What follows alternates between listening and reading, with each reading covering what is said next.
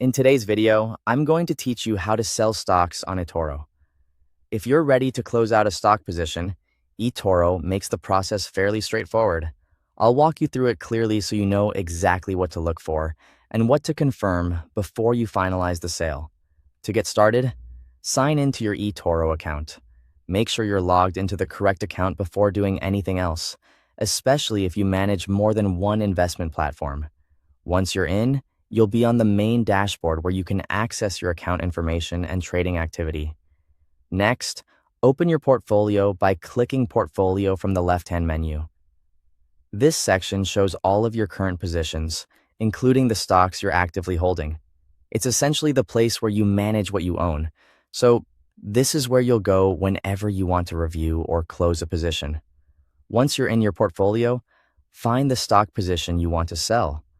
For example, if you're selling Apple, you would look for AAPL in your list of holdings.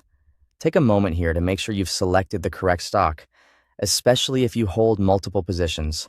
When you found the right one, click the Close button next to that position. This opens the closing window, where eToro gives you a final chance to review the details before the trade is completed. Now review the position details carefully. Check the number of shares, the current value of the position, and whether you're currently at a profit or a loss. This step is important because it helps you confirm that you're closing the correct trade and understand the outcome before you proceed. If everything looks right, click Close All to sell the entire position. This option closes the full stock holding rather than only part of it, so be sure that selling everything is what you intend to do. After that, confirm the sale to complete the action and close the trade. Once confirmed, eToro will process the order, and your stock position will be sold according to the platform's execution process. Finally, verify that the position is closed by checking your open positions in the portfolio. If the stock no longer appears there, that confirms the sale has gone through successfully.